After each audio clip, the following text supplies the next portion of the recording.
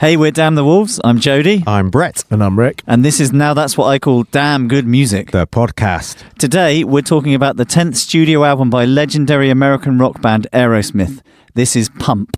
Recorded at Little Mountain Sound in Vancouver, Canada, between January and June of 1989 and released in September, the 12th of September 1989. Do you two know much about the background of this, who it was produced by? No. Yes. Go on, Rick, do you want to take it? Bruce Fairbairn, isn't it? That's right. Who recorded Permanent Vacation before this and Get a Grip after it. Correct. And he was also responsible for the Bon Jovi output around this time as well, wasn't Yes. he? We've spoken about him before, haven't we? We previously? did. Yeah, do you remember? New Jersey Bon Jovi album. Yes, his credits are a who's who of the rock world. Very sadly missed. 19 tracks were written for Pump, and they were separated into an A-list and a B-list. Mm-hmm. And Bruce Fairbairn apparently was trying to focus and bring out like the best melodies possible. Just to all about the hooks. All about the hooks. Whilst they were recording at Little Mountain Sound, the same time, Motley Crue were there recording Dr. Feelgood. Get on. Which is why Steven Tyler ended up doing backing vocals on several of the tracks on the Motley album. Also, the alleged story goes that Mick Mars was tracking guitars when Steven Tyler was doing vocal sessions, and the guitar was so loud that it bled through on some of the vocal tracks. That's amazing, isn't it? Bonkers, isn't it? Yeah. So how many copies do you think this has sold then? I'll give you a little bit of a clue. I'm gonna go in with 8 million. I'm going to go higher. Ooh. Higher? No, yeah, you're saying them out. Saying them out. 14 million. Ooh. It's actually 8.5. Oh, yeah. Rick's very close. Very close. What do I win? What do I win? You win the Smug Award of the day. That's it. This isn't Aerosmith's best-selling album. This is their 4th best-selling album, would you believe? Is Get a Grip or Toys in the Attic number 1? Get a Grip has sold, I think it's sold over 20 million. Wow. Hang on, what's the next one then? So that's the greatest hits. Greatest hits, the 1980 greatest hits, and then Toys in the Attic, and then Pump. What about the big ones hits? That was further down the list. But do you want to have a hazard a guess at what the total album sales are for this band? Ooh, 120 million. 90 million. 150 million. Smug goes to me. Yeah. So we should also say just a little bit about why we've decided to do Aerosmith Pump. Yeah. Is because they have essentially hung up their live hats following Steven Tyler suffering a vocal injury on their farewell tour, ironically, last September. So it's not a big shock or surprise, is it? No, well, they were only a few dates in. To be fair, I watched... Oh, did he not do the whole tour? No. Oh, okay. They were a few dates in... and I watched some of the last show that they did when he injured his vocal cords. Did it happen at a particular moment? I watched it a few songs during the set, and I watched right to the end, and he sounded great. Right. So I don't know what happened, but obviously there's an injury there which but resting ear and all sorts of kind of doctors' input hasn't helped him. So yeah, so we thought we'd do Aerosmith Pump as a way of a tribute to Steven Tyler, Aerosmith, and the amazing legacy that they are leaving behind. I guess the vocal cord is like an age thing as well, isn't it? The body ages, I guess, if it's been pushed a lot. Yeah. John Bon Jovi and Shania Twain. She's different though, isn't she? But they've had sort of repairs. I know she's different. Different voice. She's very different in lots of ways. But should we leave that there? Yeah, I'm just interested before about you start listing the differences between Steven Tyler and Shania Twain. I can come up with a few. Where were you when you first heard? Well, anything by Aerosmith or anything from Pump, specifically. Do you want me to go with that? Either of you. I remember being at my cousin's house, who was that little bit older, and I remember seeing, I think it would have been like MTV or something, where it would have been videos from this. Yeah, I would have said a MTV thing. Like videos or Top of the Pops? No, never Top of the Pops. It would have been MTV. I think mine was an MTV Love and Elevator video. That's charted over here, though, isn't it? Yeah. Yeah. Okay. All right. So we're all about the same. Yeah. Should we get stuck in? Yeah. Track 1, Young Lust. Yeah. We're waiting for someone to go. Yeah. No, I think as an album opener, I love the impact and the balls out kind of intro to this album. I think it's great. It's very hooky, isn't it? Yeah, it gets me tapping. I think it's great. It's classic Steven Tyler scream into that. Yeah, and we got to talk about the the snare sound. The snare and that sound big is- slap on that first hit. That's the slap reverb and immediate. It's on the kick as well, isn't it? Yeah. It's It's an immense reverb and a very iconic reverb. I think it's an iconic snare sound as well to Aerosmith. When you hear the snare drum, I think you know that's Jerry Kramer. I find Joey Kramer to be a really interesting drummer because he's got a really unique sound. He has got a unique sound. And what feels like a really unique playing style. But from the kind of the reading and the stuff I've seen, I think he gets quite a hard time from Steven Tyler, who was a drummer originally.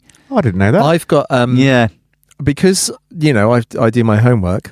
I started and I didn't finish it. If I'm honest, This is the first time you've done your homework, right? Oh yeah. I watched the documentary, The Making of Pump, which I remember seeing some of a million years ago. So I thought I'm going to look it up. I found it on YouTube and I started watching it. I'll bore you with it as we go. But talking about Joey Kramer, when you listen to when you watch the footage of him actually in the studio, that snare sound is present throughout the whole lot. Yeah. And the toms have got a real unique sound as well. I think it sounds like the kit's been set up and the album's been recorded on that. Which is good. You like that, don't you, Rick? Yeah, I like an album sound. Yeah. One thing that struck me actually about this album, while we're talking about album sounds, it's obviously I've heard, I hear some of the hits now and again. It's not something I go back and listen to as a collection of songs, piece of work that often, and it certainly hasn't been in recent history. But it's got a really it was very modern for the time. It doesn't sound, lots of albums around that time were very 80s rock. It's been remastered several times since then. Has it? Yeah, not favourably because it's not that compressed, and so they remastered it and really compressed it, and it's not as popular. But do you not think it's actually still holds up as a great sounding record? I don't think it's dated as much as everything else in 1989. I think it's a really good sounding album. I think there's massive separation between the instruments. I think it's an interesting mix. It's not overcooked, is it? It's not like really over. And the guitars are cleaner than anything else at that time. Like they're not overly distorted. They weren't playing the sort of 80s rock distortion. I love that. I love that about. I was going to speak to you about Brad Whitford and Joe Perry, who does what. We'll get into that as we go down the line. But their sounds are really cool. Like they're not kind of classic rocky sounds. They are classic rock. Sounds. They're not 80s rock sounds. I think that's the thing. And there's a lot of slide and there's a lot of bluesy stuff in there. Yeah, like hillbilly almost, isn't there? One of the there's a hillbilly solo. Which one's the hillbilly solo? Near the end. twangy and clean. Like you got Shania Twain on the brain tonight. I know. Like Shania rocked up with her band and you got Twain on the brain. Oh God! Oh no! Right, back to Young Lust. Young Lust. Now, I was going to ask you about the kick drum pattern in this, Brett. Yeah, no, we spoke about this the other night, and you said live that it's triggered. Yeah, I don't think that this is played. I don't think that's played on the record. I don't think he's playing it live. So you don't think it's? No, I think he's playing that, but I don't think he's playing that. That's obviously the part. I'm going to say that again, Brett. Say it slower. He's playing it, but he's not playing it. Yeah, I think it's been manufactured. There we go. I'm putting it out there. Ooh. It sounds so clean and. Because as you know, they were in a studio. They got a few guys at it. As you know, I'm a big live music bootleg kind of listener fan, and whenever I've heard this on a bootleg, it's like a delayed. So you're getting the doom he's playing, and then the doom, the reply, is like a delay. Yeah, Brett, is there such a thing as a pedal? There is. I know there is, but was there in 1989 or 90 or whatever? A dualist pedal. Ooh. Yeah, that's what it's called, where you hit it once and it's got like a slapback thing on it. Well, yeah, physical. kind of. It wasn't out then. Oh, all right. Okay. It's not. I mean, the part there's kids now that will play that part. I just don't think that the recording of it is too. To me, it feels separated. The kick feels separated from the kit. Is that not the way it's mixed? You couldn't do that with 1 foot though, could you? No. That's a 2 foot. Well, you could. They're players. You could do it. There's players out there. Nico McBrain could do it, couldn't he? Yeah. Joey, if you're listening, write in, unfriend Brett. And write in and let us know. He's an amazing player. I love him. He saying that now you're worried made he's my gonna Wall listen? of Fame. He was next to Tiffany and Belinda. What did you do? He was on Jerry Kramer? Yeah, he was a Was centre he? folding rhythm. He came out and made it on the wall. He wasn't in the centre though. He was centre right, somewhere like. Oh God! He was nowhere. Between who? Tiffany and... No, he would have been near Tiffany, and he was probably near. Oh, I don't know, Paula Abdul and Shania Twain. All the classic drummers. I expect that's probably one of his proudest achievements, knowing he made the Wall of Fame. Yes. The Brett Steptoe Wall of Yes, Fame. there we go. Big mention to Tom Hamilton, who I'll bring up loads in, throughout this podcast. His bass playing, right from the get-go, stunning bass playing. is really tight, and just there's flair when you want flair. It's just brilliant. I see a lot of you in his playing, Joe. I think you've been influenced. The only thing you're hearing is that high notes punctuating the end of verses. Yeah. Isn't I've it? actually got my bass. Oh, there we go. Oh, nice. Yeah, there's. I know what you're talking about. Is where he Yeah. goes. Go on. Yeah, baby. Yeah, I love Love stuff that. like that. Yeah. It's Yeah. just so prominent, isn't it? In the album, it's so Yeah. not overstated, but it's there. It's There's, like, what I love about this album and Aerosmith in general and their sound is there's space for him. yeah. Yep. There's space for him to be creative and be the great, player that he is, and to shine through. And you don't get that from many bass players.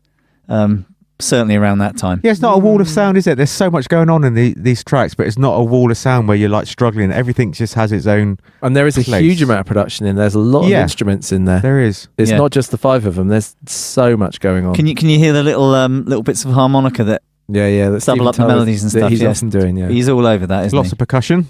Yes. There's a baran somewhere in this later on. Is Oh, there okay. in this song No. or just on the No. this Oh, in the album. Oh, Yeah. there's tons, isn't there? Yeah. I talking about Tom Hamilton's bass in this song is the way it gradually develops into the last verse. When he plays the last verse, he's just walking throughout the whole thing. So Isn't he? yes, Do you know it? I was going to talk about. I only know the basic part is that. That's it. Yeah, you and he keeps Oh, was that Footloose? Were you playing Footloose? he keeps developing that part. And it just really, if you get your ear into it, it's brilliant. It is. Absolutely brilliant. Yep. Yeah, he's brilliant. And there's a great drum fill right at the end, leading really nicely into track 2, which we've talked about in podcasts before, how this track, Young Lust, goes into Fine. Yeah. I don't think it was recorded in the way that it was going to go. It doesn't feel like it feels like it's just something that they did in I love that post-production. that drum. The It's not drum a fill, fill. It is it? sounds I mean, like a live thing, doesn't it? That you do live, where you just have a bit of a drum break while think someone so, swaps yeah. a guitar or something, and then into the next song. yeah. Yeah. I But the- really like that. But leading into, are we done on that on Young Lust? Yeah, I think Yes. so. So leading into track 2, Fine. That single guitar riff, that do. Yeah, I really like that. I do. The way And that what blends. noise does Steven Tyler make? Because he does like a or something, doesn't he? What? Oh, he's No, it's not that. What does he do? He goes like bit of Brucey Forsyth about it in a minute. not again. Steven Tyler's a master at making sounds from his mouth. I Yeah. don't know whether. What as opposed to No, but I mean, as opposed to Brett's vocal performances? They come from my arse.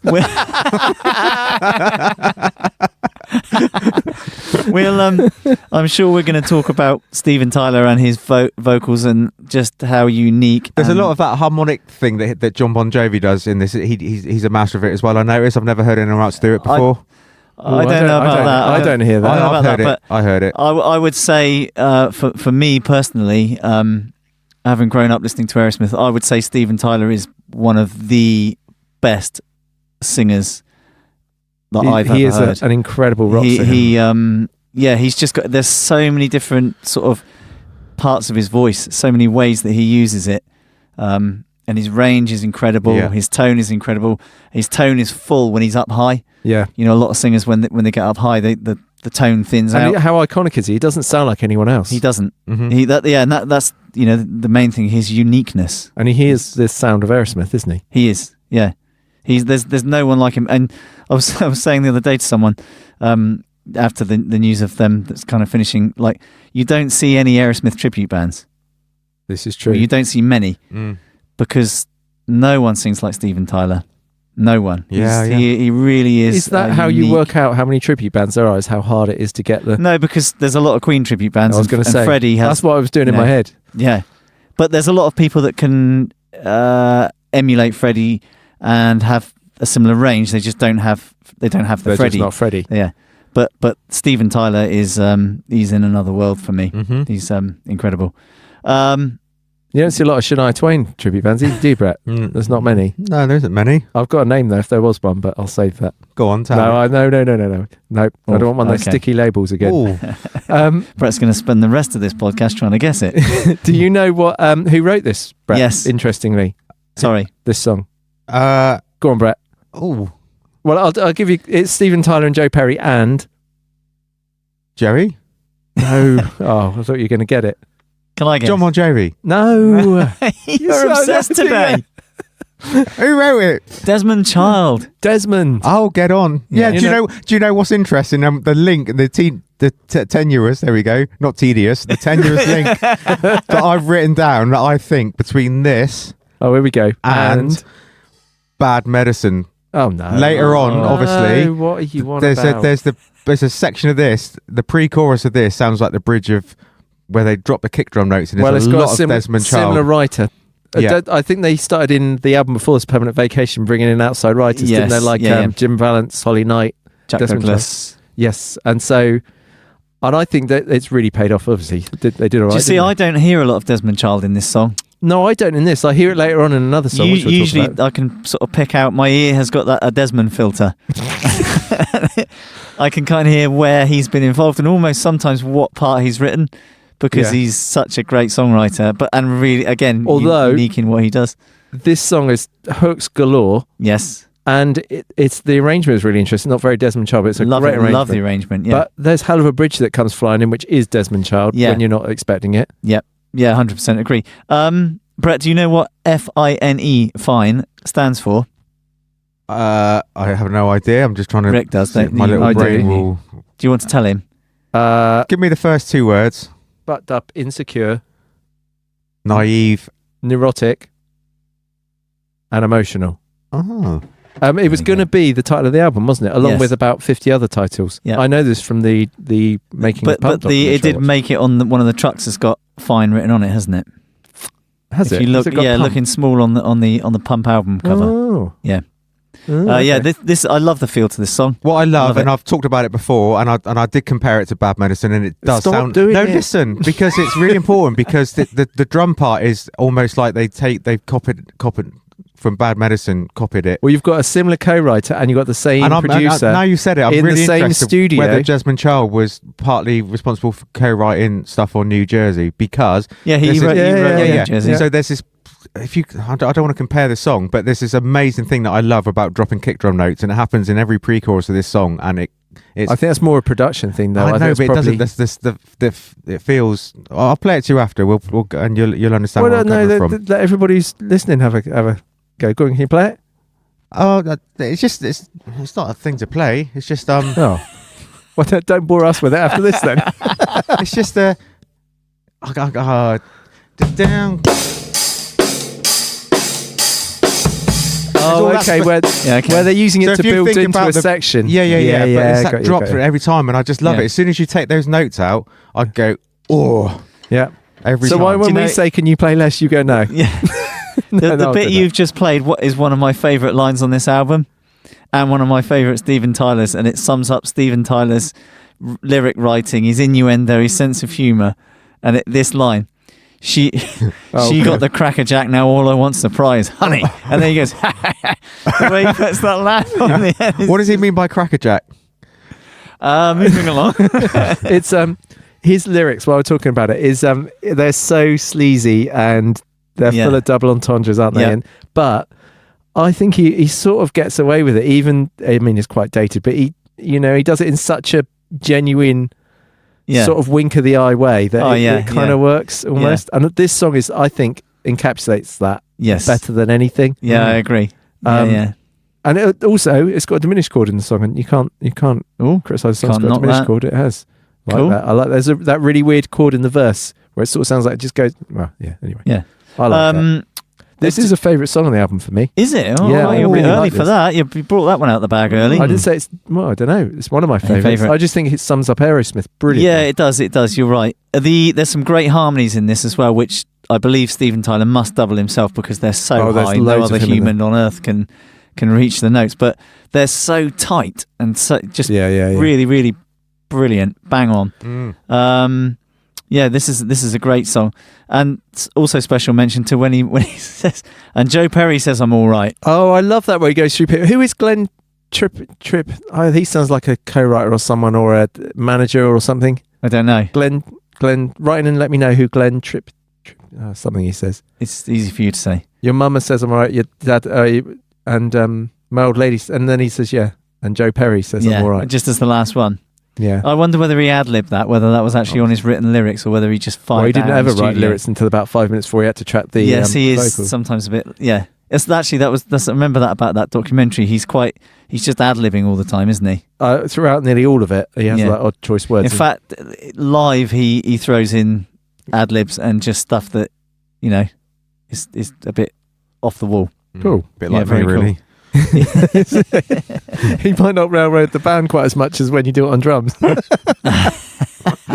Okay, are we ready to move on? Yeah. Track 3.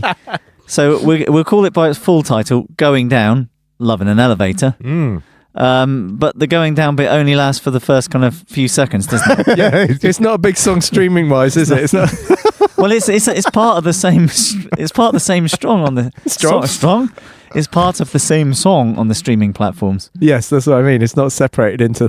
What's your favourite track of the album? Going down. I love the way that you said that. No, I'm not. It's so bad. Go on, Brett. It's just the way that my mind thinks. It's dreadful. Go on. Going down in an elevator. No. You said going down only lasts for a few seconds. Speak for yourself. Dear. Made me laugh. Why does things like that make me laugh? Because you're a child. You've got the brain of a 12-year-old. More innuendo. Yeah. Good morning, Mr. Tyler. You go. Okay. What an opening riff. It's a great video to this as well. I think the video is like one of my earliest memories of music in a way, seeing that. Was it your earliest memory of music, or was it your earliest memory sexual awakening as well? I managed to separate Can you the two. imagine me if I was the one in the lift? You... What are you saying? Good morning, Mr. Stepdad. You going down? Yes, please. You wouldn't have been. No, you wouldn't. You'd have said no. I'm already there. Yeah, sorry. Oh, Jim. No. Oh no.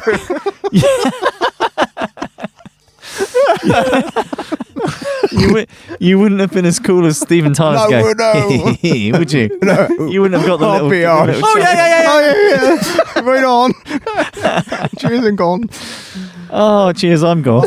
My heart's going and everything in now. I'm getting hot and sweaty. Can we talk about this opening riff? I love the fact that Steven Tyler sings. You hear him do Sings this the a opening lot riff. in Aerosmith, where I won't sing because I can't do it. But I can play the riff though. Yeah, get your guitar on. yeah, Get your go on. guitar. Oh, that's the first time you've ever said that. Don't mess it up. Won't last. Can you hear it? Yeah. All right. Can I play it? I messed it up.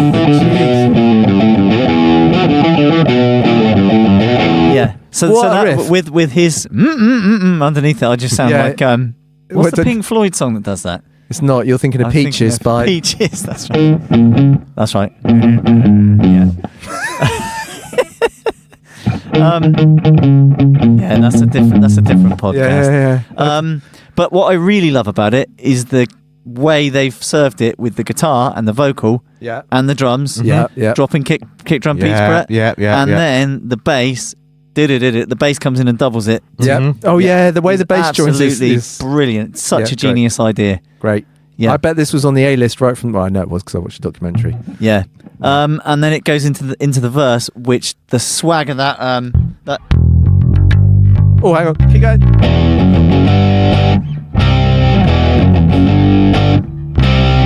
and the change. Oh yeah. Go on then.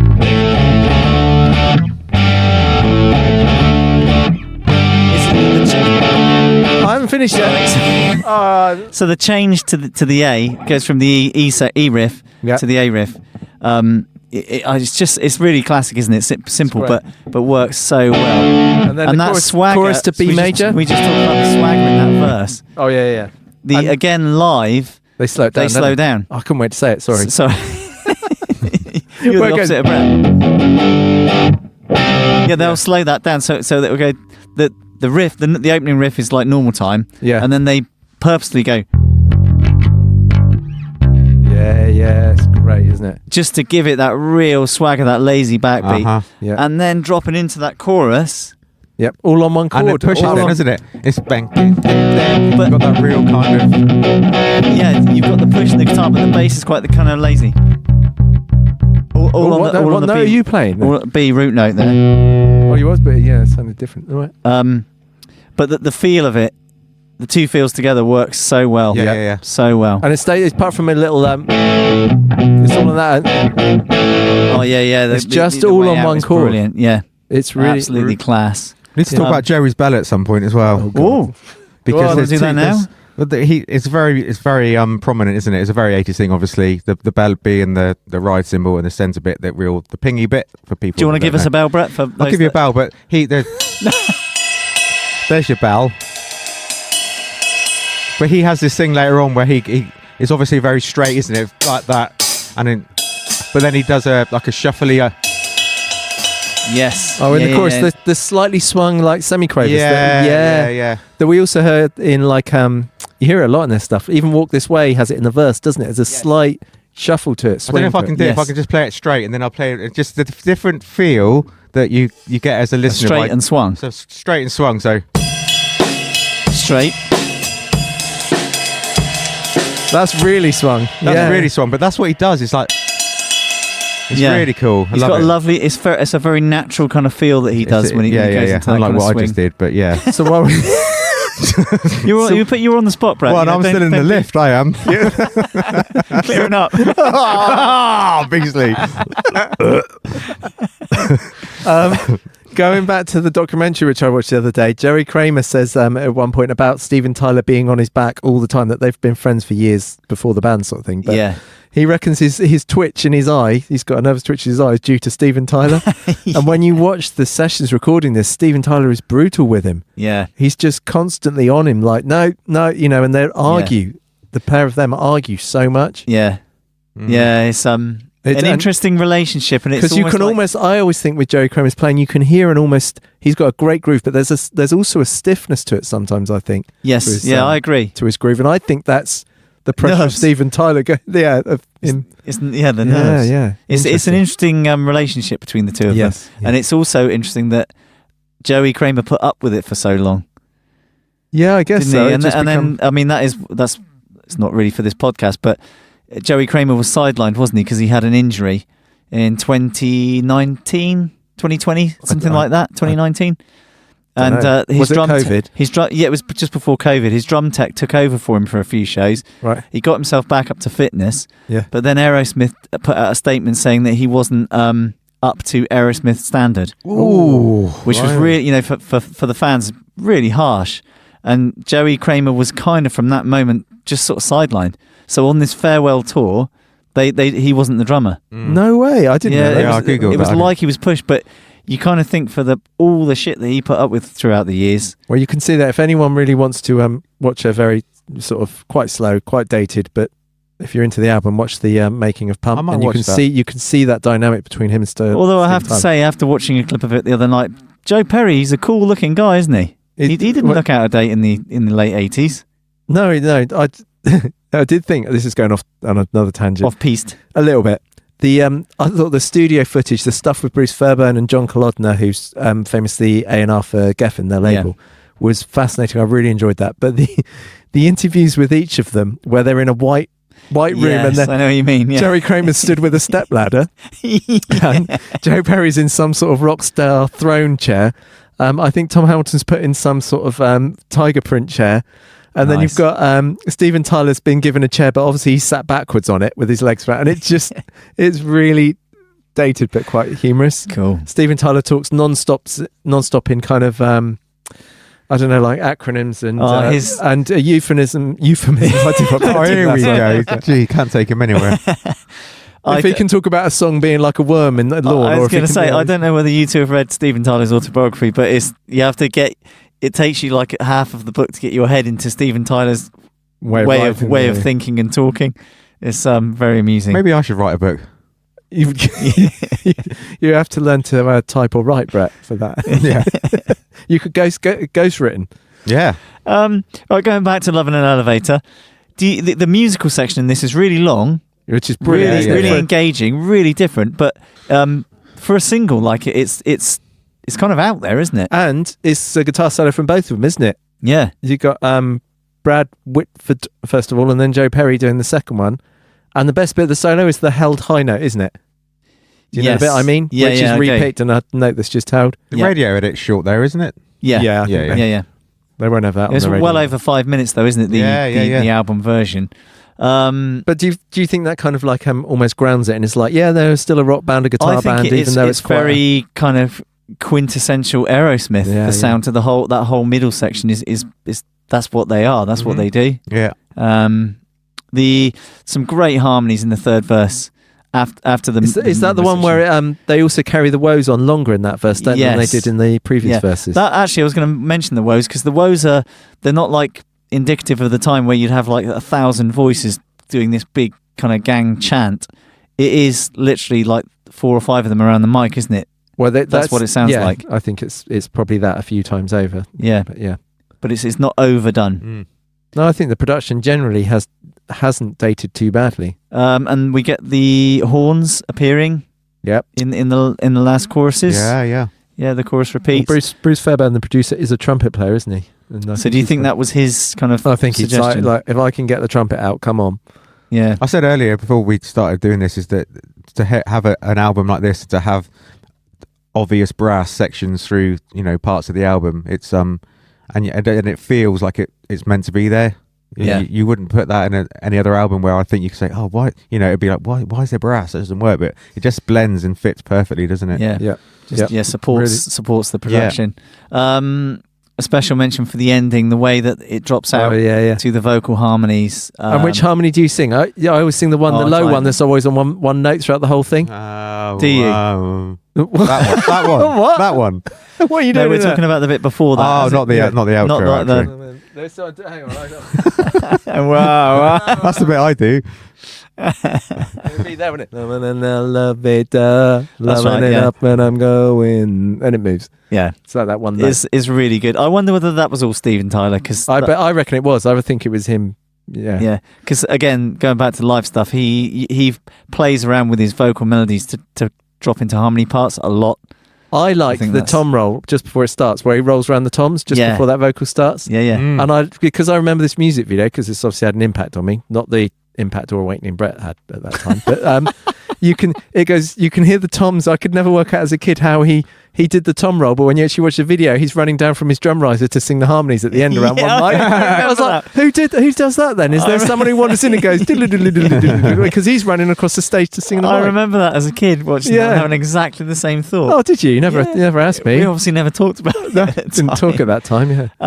I forgot to bring up my favourite vocal moments. There's too many to mention. But, all right. Oh, great. Go on then. No, I'm upset now. No, honestly, I want to hear him. My favourite one in this one, and I don't understand what the word is at the end of the verse when he says, kiss your sassafras. Oh, yeah. What Which does I that thought mean? It was something like kiss your sassy ass, but I've extensively looked it up. Have you? I was just going to Google that. Shall I not? Is it going to be I've looked at it a lot, and sassafras is the word that keeps coming up. Yeah. But apparently the meaning of that is something found in a plant. So I don't think that's quite... Oh, my Lord. But his tone on it is amazing. Yeah, I love it. Okay, track 4, Monkey on My Back. This is another Tyler Perry composition for those interested. So was Love in an Elevator, I think, wasn't it? I think it was just the two of them. It was the two of them. Yep. Yeah, did well there, didn't they? They did. So straight into the vocal intro. Almost from the vocal outro of Love in an Elevator, which works really well. Yeah. Very got a real Beatles-esque kind of feel to this with all the harmonies and stuff. I think it sounds kind of live as well, doesn't it? The intro's a live sort of sound, isn't it? Where you kind of hear all those slide guitars and stuff. So slide is nice bit of slide work in this, I think. Yeah. Very bluesy, very bluesy, dirty, and the bass is kind of a rattly, dirty, vintagey sounding bass as well. I couldn't work out whether it's fuzz. It sounds like just really high kind of tube overdrive. Yeah, but it's a great sound. And he's also really digging in, which Tom Hamilton plays with his fingers and a pick. I think he alternates, but I think this must be a pick, but because of the way he's really digging into those works strings. The drums and bass on this song. I'm making note of that. Just they've got a great relationship, haven't they? The the drums and the bass. There's a lot of in general. No, just Aerosmith. In the Aerosmith sound. It's not that deep sort of bass drum sound where it's left open. You haven't compressed against the head where you got that big open sound. Yeah. A lot of this album, and it works with bass and drums just really. Yeah. And lyrically, this one's a nice change, isn't it? Because it's obviously a negative. Negative about drugs, isn't it? After that, we won't get into that, but big history with it. Yeah. And it also references "Draw the Line," an early album, which is always I always like a tied-in reference. Yeah, I didn't know that. There's a lot of that on this album, actually. Is it Young Lust says something about in the elevator, and the F.I.N.E. Fine appears a couple of times, doesn't it? Yeah. It'd have been a good title for the album, wouldn't it? Yeah. Do you know why they called it Pump? Yes. I don't. Tell me. I think it was Brad Whitford. God, what's wrong with me? Whitford, the rhythm guitar player. He come up. He was talking. He was talking. It was about pumping gas. Whitford. That's it. Whitford. Brad. Pete. It literally was about. It was about pumping gas, wasn't it? And he liked the kind of pumping thing of that. And then Tom Hamilton said it was because they were pumped up at the time. And then I think they said clean. It ties to that, and it ties to those sexual connotations as well. They liked all of that. I've read some funny quotes of Steven Tyler. I think it was along the lines of he wrote a lot of songs on this album about the kind of those sexual themes because he spent drugs. No, because he spent all of his time in the 70s doing drugs when he should have been having sex. That sounds like somebody would say. Yeah, brilliant. This is a good song, good solid song. The verses for me are the feature of the song. Yeah, because the chorus is just that one simple line, isn't it? And I love really love the verses. Great change into the bridge just past the 2-minute mark. I'm a big fan of a good bridge, and you're also a good fan of looking at the timer counter while you're listening. Well, it's for reference. It's a reference. I understand your reference points, Joe. I never have a problem with it. Yeah. I think Jodie must listen to music just staring at the timer. Should we move on to Janie's Got a Gun? Yeah, can I just give him a vocal moment? Oh, sorry, go on then. Here's the last time he sings, I got to get that monkey off your back. Oh. Which is a weird turn of phrase. Has he got a stammer? He says, if you listen to it, he says I 3 times. Does he? Yeah. Why? I don't know. Is this maybe he's filling the space or a rhythmical thing? You should look into rhythm, Brett. It might improve your game a little bit. Second time tonight, I'm going to say prick. Okay, track 5. Full. Second time since the tape's been going. Yeah. First time, full title, track 5, Water Song, Janie's Got a Gun. Yes. But the Water Song is only 8 seconds long. Yeah, what's all that about? Not sure. I really like that. What, the interludes? Yeah, is it a glass harmonica? I think it's a glass harmonica, which is something with a tube, isn't it? With a you're both asleep already. Never heard of one. Well, they brought in a guy. Oh no, he's called Randy. We're going to call him Randy. He might not be. Why Brett's nodding? Yeah, it's a feeling. His real name is Randy something or other, and he just to play loads of auxiliary percussion and unusual instruments as a bit of a theme on the album. So you hear loads of it. Love that. And it's him playing a glass harmonica. He did all the dulcimer stuff before the other side. Love that. Do you think we could get Randy in to play some drums for us? Or you'd have to find his surname first of all. And this was a long time ago. What have I done tonight? I love this song. This is my favourite song. Is it? Right. What a song! This is an incredible song. This is co-written. Steven Tyler wrote this with Tom Hamilton. And if you are bored enough to watch the documentary, or sad enough, whatever I am, you can see Steven Tyler had this song for a long time before they started even rehearsing this album. It's a very brave arrangement, isn't it? They could have made this song like a big. I think it's a great arrangement. It's amazing. I think that's what makes it so good. Is that exactly. It's better. It's a better arrangement than it could have been. No, yeah, totally. The keyboardy bit at the start. Along with him singing his percussion, you can tell he's. So he's going. He's singing that kind of melody, isn't he? Yeah. But the keyboard part's really cool, like it's like a funk slap bass sound on what would have been a Korg M1. I was going to ask you if it was a keyboard. It's a Korg. I think. Yeah. Well, I know because I watched it on the documentary. He'd just got a new Core keyboard to muck around with, and that was a sound he found. Is that Steven Tyler? Yeah. This song won a Grammy for the best rock performance. Cool. As well. And it also won 2 MTV Video Music Awards. Which is impressive. They were aware it's going to be a big song, so they changed some of the words, didn't they? It had the R word in this, and they changed it. Yes. The R word? Yeah. What's the R word? Raped. Oh. They had to take. They changed it. I think it was John Kolodner that heard that. Why do you call it an R word? Is it not? Does he not sing that in the last chorus? Or maybe they did an edit of it. I think it is in I've there. got the scene with John Kolodner, their A&R guy, saying this is Steven Tyler's masterpiece, this song, and this is going to be massive, and we need to watch what he's singing at points. Oh, okay. It's not too, there's nothing that's going to get it banned or maybe it was stop edited. it from flying high, sort of thing. Yeah. But I would have said probably that's maybe that was Dream On rather than this, but it was interesting. That was his initial, wow, this is big. Yeah. The vocal harmony arrangements throughout this song are incredible. I would go as far to say, you might disagree with this, Jodie, that this is Steven Tyler's sort of all of his performances are fantastic, but on this song, it's a notch above. It's particularly strong. Yeah, his There's so many great moments, Steven Tyler wise, in this song. The lyrics, which we've got to touch on, but obviously very, very powerful, very important lyrics, and quite unusual for that time as well. Yeah. We're predating the grunge sort of era by a long stretch of time here, but I think the lyrics are done in a way where it's in an album of sort of, all his lyrics, like the sexualized kind of party lyrics and his tongue-in-cheekness. Yeah. This doesn't sound too far out of place. It works. He sings it with real integrity.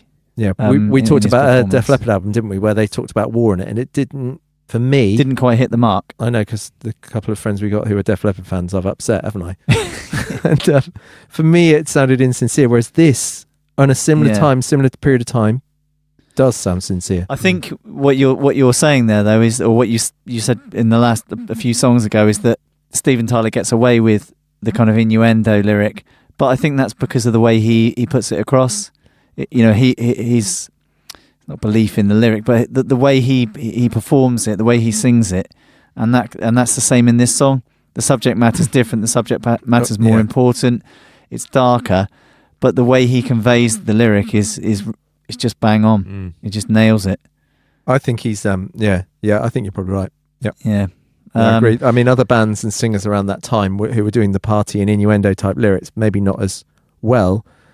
Yeah. Whenever they did try and do something that was a little bit more, never quite. Interesting. Worked. Some hand claps appear in the solo. Oh yeah, I know it's the hand claps. Yeah, very cool. Yeah, different, and great guitar sound as well, Rick, in the solo. Yeah, I wanted to talk about the guitar sound a little bit. I think it's an acoustic guitar.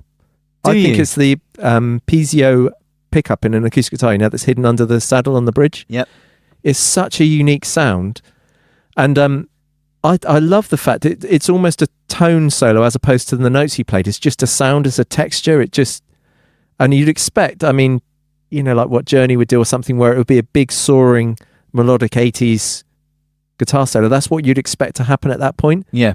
And the fact is this kind of twanging Pizio, really unusual sound for me is brilliant. Yeah. I know in the guitar player community, no I don't, but I imagine in the guitar playing community people would like to hear a soaring 80s rock solo in this, but for me it's all the better for not having it. Yeah, I agree. Not that I don't enjoy an 80s rock soaring guitar solo, as you know. I was talking of the hand claps. I was listening to the hand claps. Still a hand clap, sorry. Do you want to give us a hand clap, Brett? Yeah.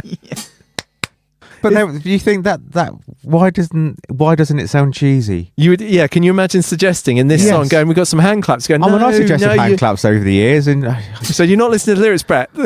But it works. It's like they just work. Yeah, it's like, they do. Yeah, no, you're right. And they're really audible, aren't they? They're very audible. They've not been buried. Yeah. They're there, for everyone to hear. Definitely. We're going to move on. Track 6 again. Oh, okay. Full title: Dulcimer Stomp. The Other Side. That's that guy Randy again on the dulcimer. Yes. This is the Baran, isn't it? That Baran drum at the start of the Is it? Or maybe. Yeah, it's definitely the Irish Is kind this of the Irish thing that you hit at the I with the round thing you hold with a beater. With like a double-ended beater. Double-ended beater. Yeah. So this was I've got the vinyl, and this is one of the first vinyl albums I ever bought. I can't remember if this I think this is the first track on side B. It's definitely, isn't it? It's so that's how it starts, which the other side. Of course, at this time it would have been released on vinyl and tape. So having a song called The Other Side is like, well, where are we going to put that? It's like a no-brainer, isn't it? Oh, of course. This was written by this was written by Steven Tyler and I can't remember his name. Someone Valance. Jim Valance. Yes, it could have been. No. Jim. It was Jim Valance, who did some writing with Bryan Adams. I think he wrote quite a lot of stuff with Bryan Adams. But there was a lawsuit, wasn't there? The songwriting team. Oh, yeah. I read this. Holland, Dozier and Holland that wrote Standing in the Shadows of Love, which do you know that one, Brett? No. You must know. It's a classic. Is it? Yeah. But they sued for the melody. And they got added as writers. And they got added as writers. Yeah. Added to the credits.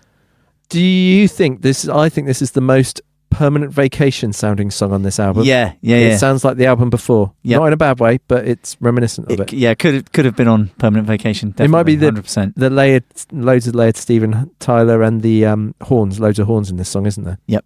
Which it could be that. Yep. This is a busy song back in vocal wise. Yeah. A lot going on. It's a big production, full stop, isn't it? This song, really. Yeah. Yes. Yeah. And I quite like the chorus as the coming in before the verse. Yeah. You get a bit of a different arrangement. And the riff, the kind of start, he's Steven Tyler's sort of singing along with it, like he did in Love in an Elevator. Yes, that kind of humming thing that he's. Yeah. Oh yeah, you're good at doing that one. Yeah, I know. I've warmed up now. I wasn't warmed up earlier. Oh, I see. You've been practicing that. Yeah, I have been practicing. Brilliant work. You wait at the end. I'll sing "Love in an Elevator," the whole thing. Yeah. Brett, are you a fan of the cymbal grabs in the third verse? Yes. The third chorus. Do you know? Oh no, have I made this up? There's an edit point, I think, in this song where it's not a cymbal grab. It's a edit point on the tape. A tape edit. Ooh. Yeah, well, they didn't do a very good Bad one. splice. And it goes, bad splice. And instead of the decay of the cymbal ringing, it cuts out. Get on. All right. I think I'm it's gonna have to go this. and listen to that. I think it's in this song. I didn't write it down, did I? I think it's in this. Favourite vocal member on this one? Yeah, tell us. You're crying me a river, now I got to get across. Check that one out. Check his tone out on that. Yeah. Absolutely brilliant.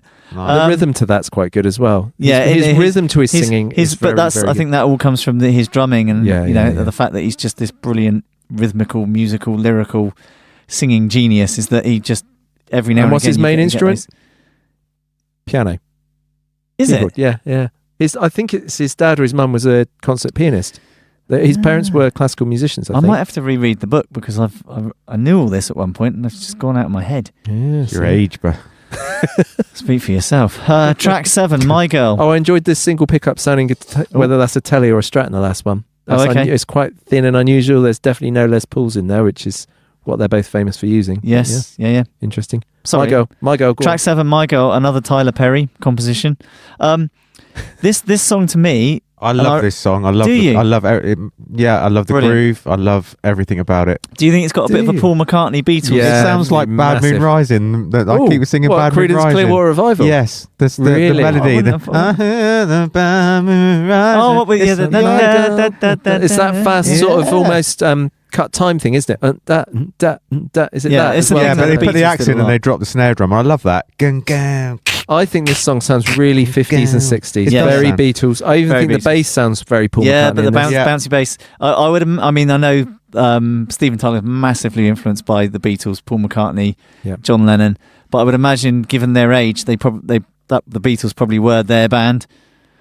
So all massively influenced by Yeah, it. you but- always think of like the Stones, don't you, with Aerosmith, like the Stones and Yeah, I don't maybe think New York so, though. Dolls and stuff. I don't think so. Have you heard their cover of I'm Down? Yes, You I must have. done it on Permanent Yeah, Vacation. it's very, very Yeah. good. Yeah, really good. This is a guitar solo I thought sounded a bit hillbilly, I think. Oh, is it? This on this song. Love I'm it. not quite Is, sure no, what- you're right. Because it goes like a down. Yeah, it does. Yeah, I wasn't That's a making I great- wasn't being silly. I could sing a solo. Yeah. Sound like C6 Steve here coming in. Oh, I'd- I'd upset him as well. So I love the change at 1 minute when it goes to the slipping in and out of love section, and his Steven Tyler's vocal sound. Yeah.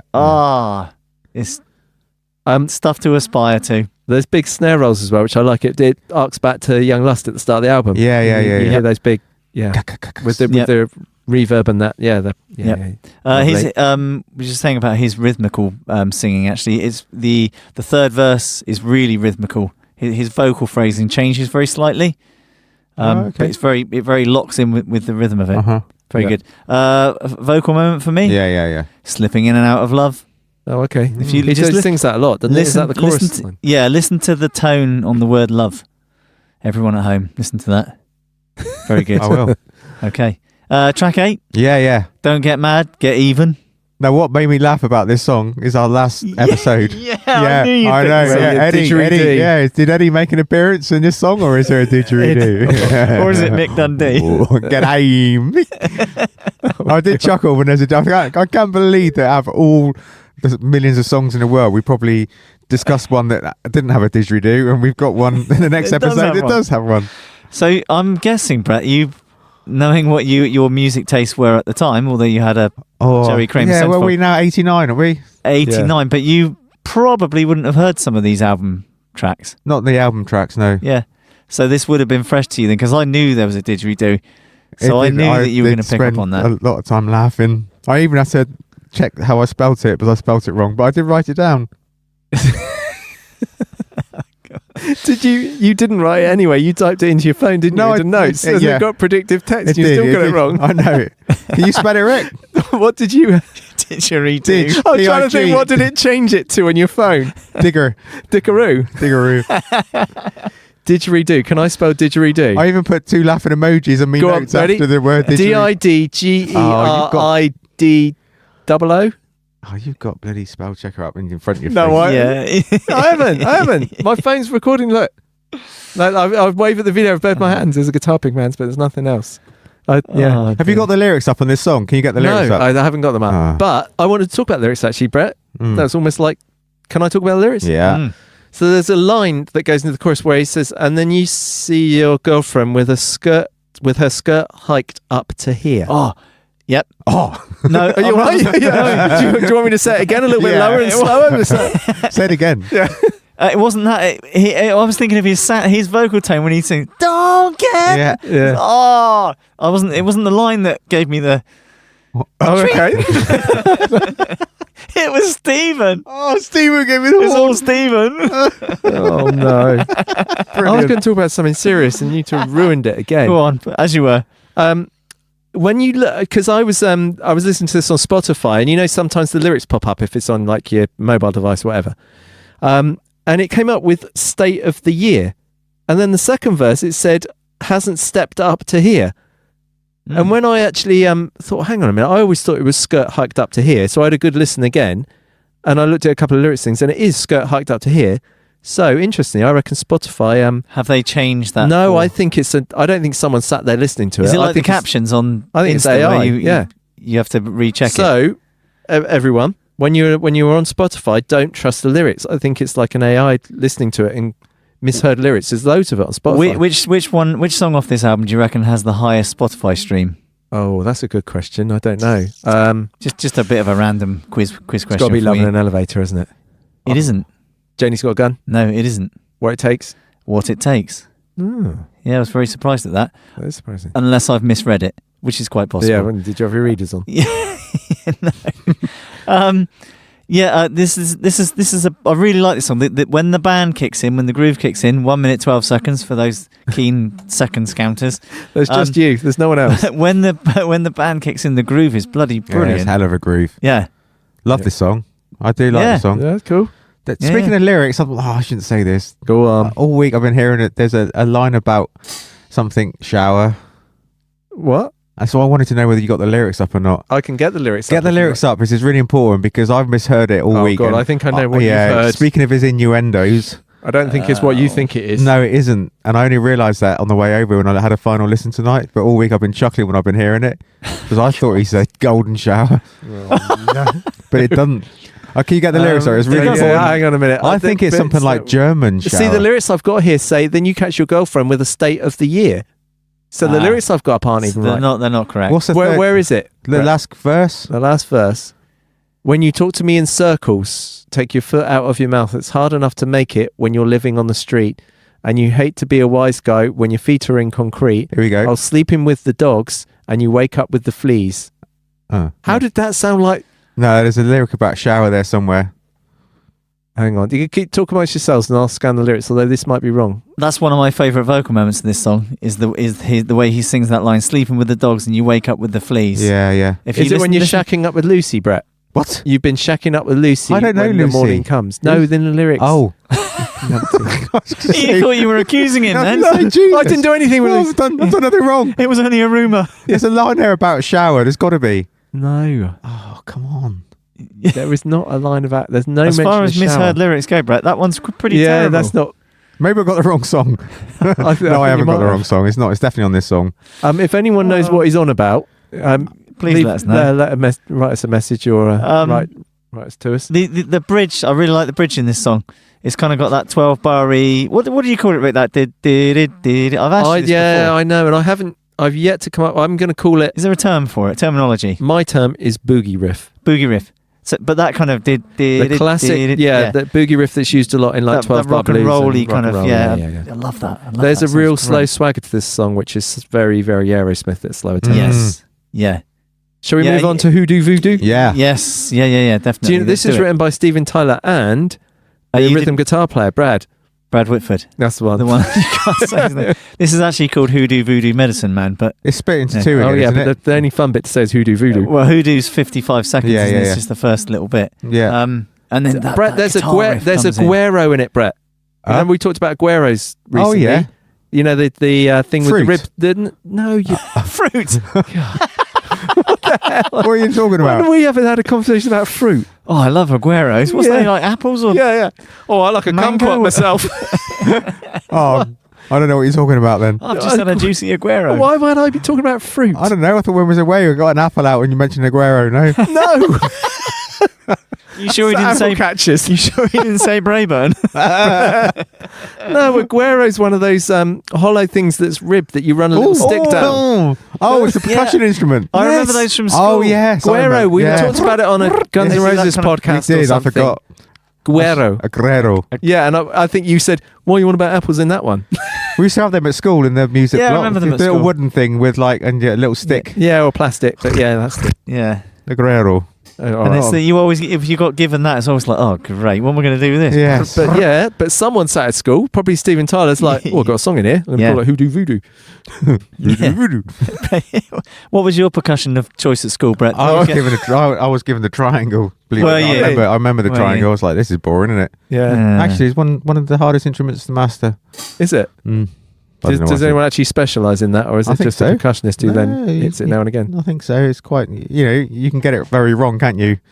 On a What? triangle, Yeah, if you hit it yeah. at the wrong time, you could look a complete donut. One job. Can we go back to Hoodoo Voodoo Medicine Man? I think Or we we'll should. just call it Voodoo Medicine Man. I like the intro. I like the hoodoo bit of this. I song. do. I like it. Yeah. But Steven Tyler's vocal tone Oh, Yeah. is awesome at the start. And you must love the bass guitar answering him at the start. I We love all it. love that, don't we? Oh, it's possibly my favourite lovely part of bass the work, album. Joe. I wrote in my notes here. Joe, He didn't do it. I didn't. No, I I didn't play know, it. but I said it. I I think wrote it so that we could have a discussion about it. Yeah, I love Lovely it. bass work, Joe. I actually listened to it and then listened to it again and thought I might have to learn those little licks because they're. Did you? Really? No, I didn't. Oh, have what a time. letdown. I haven't had time. Non-stop I'll disappointment. let me- I've got I'll bass let- here and everything. I let me bell work, Yeah. didn't I? Yeah. Even that you it's didn't like- get very fluid. No, I didn't. It wasn't very fluid. It's like having Steven Tyler in here with you, Brett. The innuendo. Is there a word? Is the word Oh, God. masturbation mentioned in this song? Yes. Beastly. Oh. Okay. It what, is. What term is it mentioned in? Can you? Isn't it say masturbating with a noose? Yes. Oh, that's bad. What's bad? A noose. Yours, as in a noose, not as in someone's name. A Oh. noose. You're suggesting you're a not noose like- was a name. Yeah, like Annabelle. What's a noose? A noose. You know what a noose is? Yeah. That you loop around like Yes. someone or something's neck. Yes. Yeah. That's what I was saying is bad. Oh, okay. Yeah. I thought you were saying it's bad because it's something you've done. Like, oh no, that's Oh, bad. God, when you do that. no. Why would I do that? Well, yes. Anyway, moving on quickly. Jodie, say something. Yeah, that the is bass about sound. How good Yeah. is Tom Hamilton's bass sound and performance throughout this is stellar. I've got to say, someone's influenced me in this song. No, there's an influence. Go on. Jimi Hendrix. Did you get that in the solo? Get No. a bit of Jimi Hendrix? Not really. Not overly. No. I think this song sounds the most I like love their the- latest stuff, or a few years down the line, like Nine Lives stuff. Yeah, I Like get it that was- from it. Yeah. I get I that. love the. I love that. Get that part with a big. Is that snare. Steven You Tyler or Steven the Tyler snare? on the snare? Yeah. Do it again, Brett. Just, It's You nearly sound more like Stephen Yes, it's almost. Whoa. Oh, I love Very it. good, It's, Brett. when it Could comes be every like time us it doing comes machine gun around, you're just noises like, again. oh, this is possibly my favorite. I might have said it already, but I think this could be my favorite song. You know, You've got a lot of favourites on because I this. think we're rolling on time wise. I'm And not at going this to ask point- you for your Steven at Tyler At impression. this point, what we've got to talk about is so many albums we've discussed that how they maybe start to tail off for the second half. This album doesn't do that for me. Yeah, there's not a real. Yeah. There's real not weak- a lot weak. of flat points. in I'm this not a album. massive fan of My Girl, but it's not a skip track, is it? It's No. For me, It's They 10 all tracks. offer It's the something Brave, different. isn't it? The Brave Yeah. 10-track album where Yeah, it's like, you why could put be- 12 out? Yeah. Put 10 out. Yeah, it's the stuff. Yeah, we talk about it a lot, don't we? That All killer, 12, no 13 filler. track albums that could have had a couple just sliced off. Yeah. good point. Brett. And yeah, well worth mentioning, Brett. Mm. And so then you don't we're want to do into your Steven Tyler impression, no? me. Nah, no. You do it. I haven't got one. I can't do it. No, I can't do it. Can't do it. I'll do it when I do my a cappella "Love in an Elevator" in a minute. Okay, Throughout- brilliant. yeah. Nice. And then can we talk about this massive 80s drum fill into Yeah. the last track?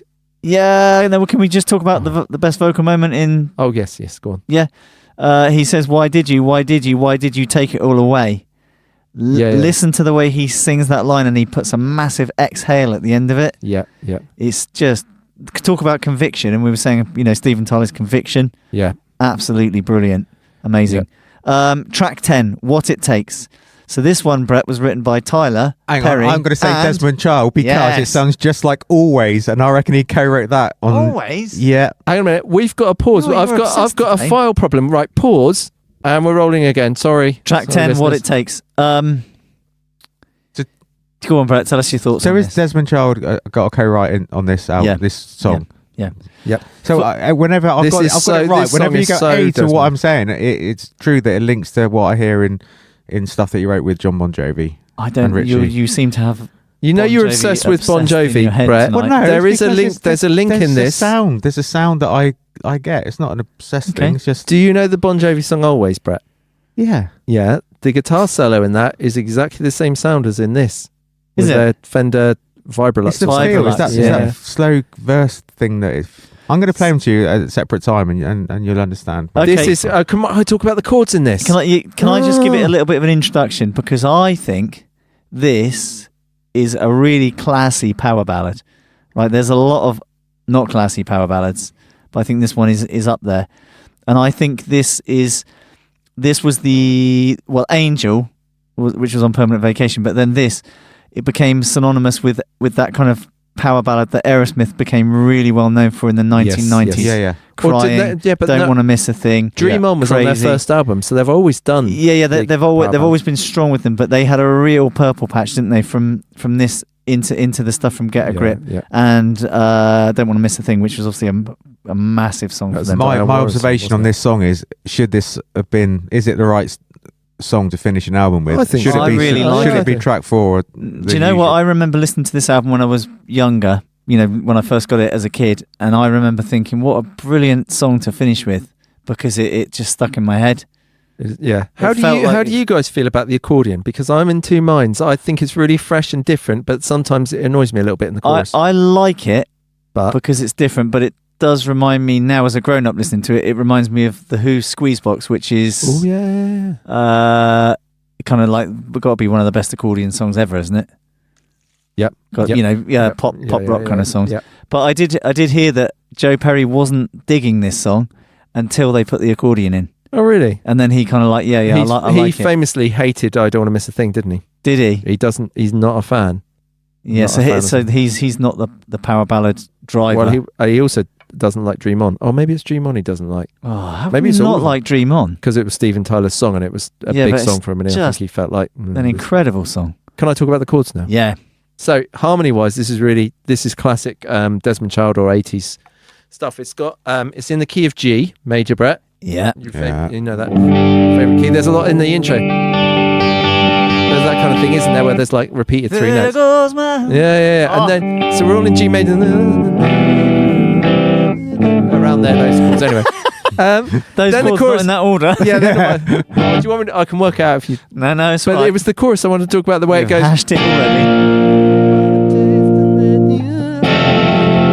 It's a nice key change to F major Feels down very a tone, Aerosmith, starting that on the change, 4th isn't it? chord. It's very Aerosmith. But- to do. When it gets to the bridge, when Yeah, don't sing. then ready, B flat, F, then wait for the classic minor, A flat down to D flat, That's Desmond. A flat major, yep, and then we're on C to bring that to. Back down to I won't sing because I'll save it for later. I'm going to put this out Lovely. there. I've already mentioned it in this podcast and probably lots of others. I'm a massive fan of the bridge. Yes, this of is the bridge, This is and I think corker. the bridge in this song is one of the best bridges ever. Yep. The everything about it is brilliant, and it's just brilliant, absolutely brilliant. Also, this has a reference to FINE fine, doesn't it? Which I quite It does, like. yeah. It also Because has the a album's reference to what song is it? Doesn't mention showering, does it? Heart's Done Time from Permanent Vacation. It says Heart's been doing time, which I think is probably a little bit of a nod of the head to it as well. Nice. Yeah. The line in that bridge, what's it? I can't remember. It's something about tell me you're. It's the last line, dying when you're crying for me. It's just it's I closed my stunning. lyrics page. Yeah. Stunning. Yeah. Yes. Great vocal performance again. And an interesting outro as well. Why does it do that? What's that? The outro. What? Yeah, it's just one of those. It I think ties it's in with all the different. little ditties on the rest of the album, though, I doesn't guess, it? yeah. It makes it more of an album to Maybe. me. Do we mean the bit that comes in after this Yeah. song? Yeah, is like finished? hidden Oh, track, okay. yeah. Hidden So I was track, talking about the outro of what it takes. Oh yeah, Ah. because it's quite a long fading outro as well, isn't it? Yeah. Of the song before that little hidden track thing. Yeah, but there's some lovely little bass moments in there. Steven Tyler does a couple of howls at the end, which are really good. Howlers or howls? Howls. Howl! Like, Yeah, not like that, quite that bad, but uh-huh. in his kind of In his in way. his way. I think it's a really great album closer. Yeah. So It's a great album, isn't it? Yeah, what do we think of the album? We like the album, don't we? I've really enjoyed listening. This is the first time I've listened to the album tracks In its entirety. In its entirety. I've had it on for a couple of weeks, and yeah. Yeah. I don't- What would you give it out of 10, Brett? Oh, it's a strong 8 or 9 for me, just because it doesn't tail, does it? Yeah. It's a very And favourite track, Brett? What do you reckon? I don't know. I don't know. I think Janie's Got a Gun, maybe. Yeah. Just because I don't know when it comes on. I just like Well, we didn't talk about Jodie. We saw them at Wembley, didn't we? Aerosmith. Yeah. And when it does that snare and floor hit, Brett, Oh. it goes, Janie's got a gun. And it was massive. It shook like the stadium really. floor. yeah, nice. Like you were like, whoa, Yeah, that was yeah. insane. It was And you brilliant. walked out going, that bit was so cool. Like for the whole gig, it was just that. Yeah, I feel really thankful now that I got to see them live. I saw them again in Las Vegas. Would you believe?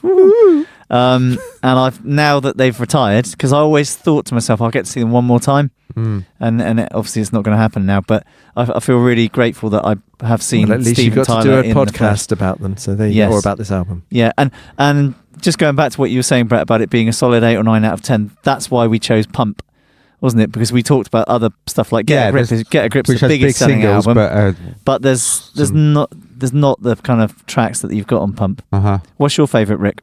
Don't know.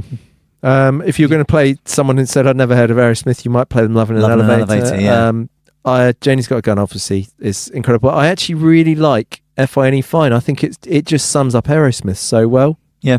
And it's just such a fun song with an unusual arrangement. So I might choose that to be different. Okay, cool. Yeah, I'll probably go Janie's Got a Gun, I Yeah. think. Okay. Or maybe Loving an Elevator. Or maybe What It Takes. Oh yeah, Depends on what mood I'm in. yeah. If I'm I'm feeling intrigued romantic. about what Rick's going to sing or something, which I'm. Yeah, Are you going to sing us off? Are you going to sing us off? nervously And I'll be intrigued a about secret this. track at the end. I'm going to sing an a cappella version of Loving an You're Elevator. going to sing us off with it, are you?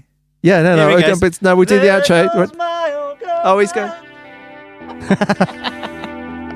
Thanks for listening. Please check out our band, Damn the Wolves. Find us at damnthewolves.com and please follow us on all the usual socials.